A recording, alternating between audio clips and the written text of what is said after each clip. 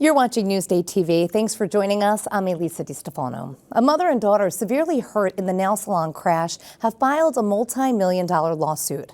The lawsuit against Stephen Schwally and Stan's Liquors, which is located next to the nail salon. That's where Schwally allegedly purchased alcohol before slamming through the salon. 4 people were killed and 9 others were injured.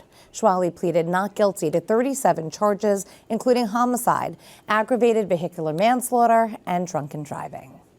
There's a new report on the deadly plane crash that happened at MacArthur Airport. The NTSB says witnesses heard what they called sputtering and a loud pop before the crash. The report says surveillance video caught part of the takeoff and shows the landing gear retracted. 2 men from Virginia were killed in that crash that happened last month. A final report is expected next year. George Santos is due back in court tomorrow. The former congressman is facing charges of wire fraud, theft of public funds, money laundering, and more. The pretrial conference is set for 10:30 a.m. in Central Islip. Jury selection in the trial is set for September 13th. Newsday will have a reporter in the courtroom tomorrow morning, so stay tuned to Newsday TV for the latest on this case. ESPN Radio is moving channels. ESPN New York will move to 8:80 a.m. by the end of the month. This will be the end of the decades-long run of WCBS AM as an all-news station. End of an era, thinking of all of our friends there. A popular gym on Long Island has filed for bankruptcy. Blink Fitness says it's filing for Chapter 11 bankruptcy to hope to facilitate a sale of the business. The Equinox-owned chain says its gyms are still open and members should not expect any major changes. There are 9 Blink Fitness locations here on Long Island. Pilots helping patients. These pilots are flying patients to their medical appointments at no cost. Sherry Einhorn has the story you'll see only in Newsday.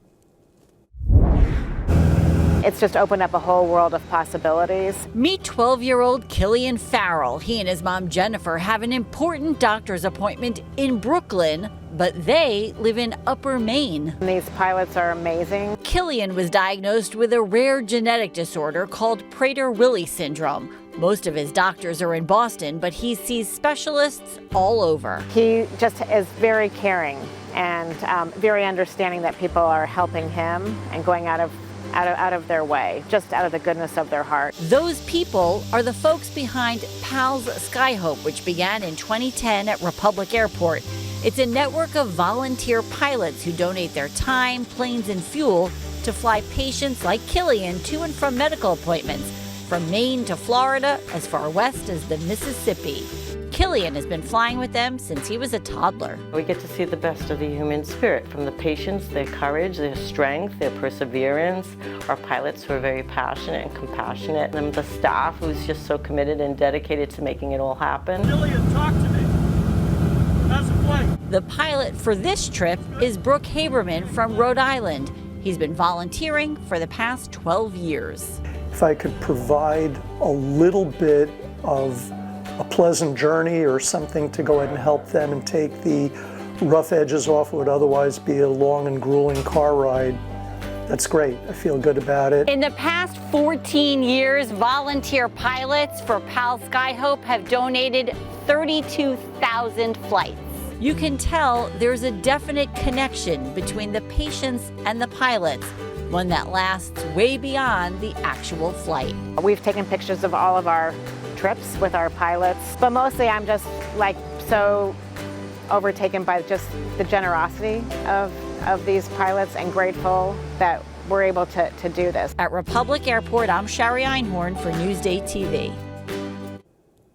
So beautiful that the pilots and the patients get so much out of it. You can read more about this story on Newsday.com. Click Get More below the Newsday TV video box.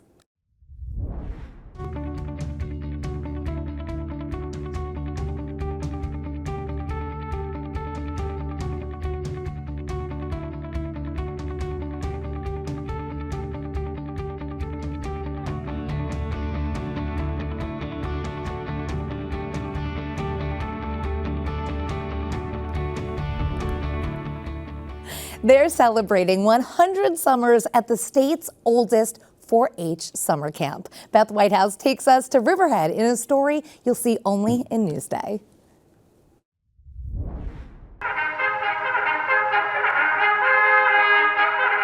It's been 100 years, and a bugle call still starts the day at the Dorothy P. Flint 4-H camp in Riverhead. A century ago, a Long Island woman had the vision of starting a sleepaway camp for kids on the Long Island Sound. 100 years later, the tradition continues.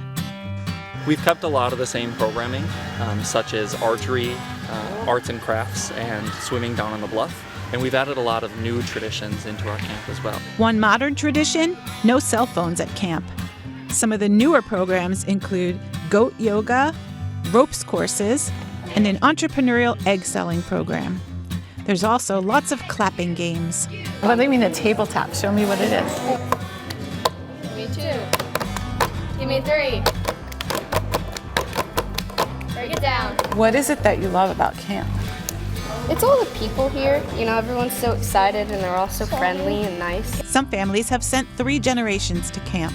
So my dad started here in 1961 as an intern from college, and soon after got a job in 1964. Me, my sister, my brother, we all went to camp here, and now I bring my family to camp here also. I love this camp, and it feels like another home to me, especially when it comes to just coming here every summer and knowing that, like, my whole family has been around every step of this camp. One cabin is being turned into a museum to showcase photographs, articles, and artifacts dating from 1924. I think it's crazy that it's been 100 years, and I hope that the camp is open forever. Here comes the sun, and I say it's all right. For Newsday TV, I'm Beth Whitehouse. What a place. Read more about the 4-H camp on Newsday.com. Click Get More below the Newsday TV video box. And now let's take a look at our Long Island weather. Tonight we're in the low 60s. Tomorrow, a mostly sunny day. Expect clear skies in the morning. Some clouds move in mid-afternoon. And now a look at the 7-day forecast.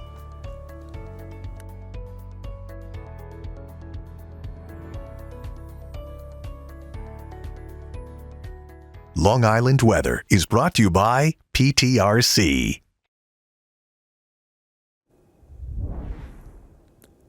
In case you missed it, the Northern Lights were visible from Long Island early this morning. This is what it looked like. This shot is from Orient Point. I did miss it, and I'm so happy to see it. It is spectacular. You're watching Newsday TV. Thanks so much for joining us. I'm Elisa DiStefano. Have a great evening.